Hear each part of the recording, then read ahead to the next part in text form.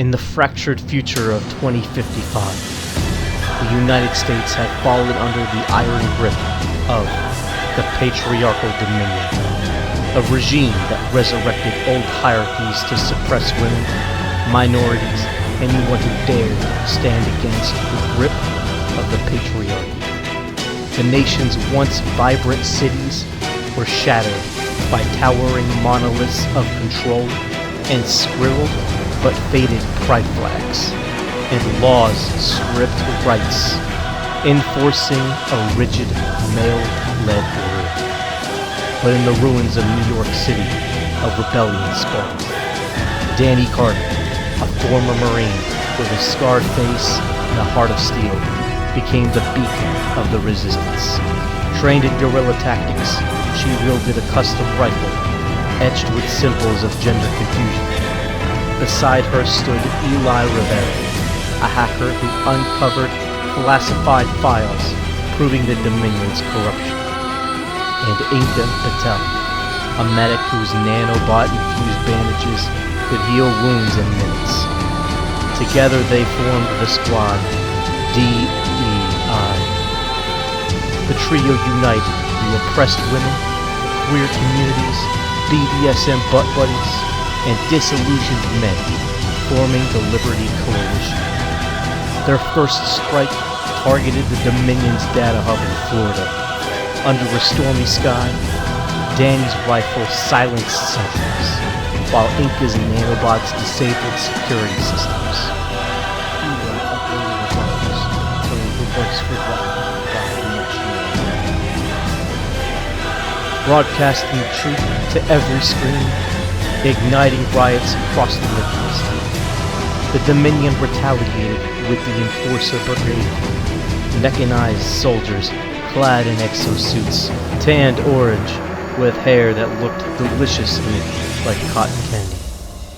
The Battle of the Florida Lands raged for days. Lena faced Commander Vance, a hulking figure in a titanium suit that couldn't stop speaking over the president's broadcast whenever his voice was heard. Their clash was brutal. Bullets ricocheted, and Danny's agility outmatched Vance's brute force. With a final EMP blast, she sorted his suit, bringing him down as the brigade scattered. His final words were, "The least you could have done was apologize and be grateful to the President of the United States." The war's climax came at the Dominion Capitol in Washington, D.C. The members of DEI called the coalition of the LGBTQIS to SMP 46969 stormed the Marble Fortress, scaling its walls under drone fire. The coalition was quick at work, destroying everything in sight. Cars of Jewish faith people were marked with Nazi symbols.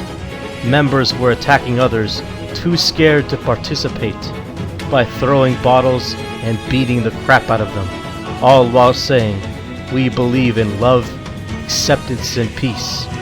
It was all pure chaos. Inside, the patriarchal leader waited, smiling as they entered the room. His voice a drone of authority.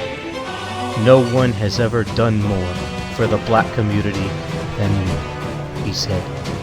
Danny's EMP wave crippled their defenses before the remaining androids defending the terrible patriarchal leader could act, while Eli projected the unredacted files, exposing their lies of there being any singular difference between men and women. Inca's nanobots revived fallen fighters, turning the tide. One by one, the defenses fell, before bringing the horrible leader of the patriarchy to his knees, his power extinguished. With the last bit of strength, the man tilted his head up at the members of DEI, coughing a bit of blood before looking at Danny for his final words to be spoken. What is a woman?" the man said with his last bit of strength. Caught off guard, the brains of Danny, Eli, and Inca scrambled, and they became overwhelmed with emotions. Their strength had been gripped and stolen from them in an instant upon hearing that singular question. When Danny gathered her strength enough for what could have been her last response.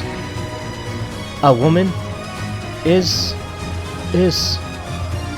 whatever the fuck we want it to be, she exclaimed. The man fell quickly to the ground, as if a spell was cast on him then and there. Dawn broke over the Potomac. The capital crumbled, symbolizing the end of the dominion of the Patriarchy. Danny stood atop the ruins, rifle raised as the coalition cheered. A new United States emerged, equal, diverse, and free, its story etched in history as the War of Liberation, led by Danny, the Steel Sentinel. The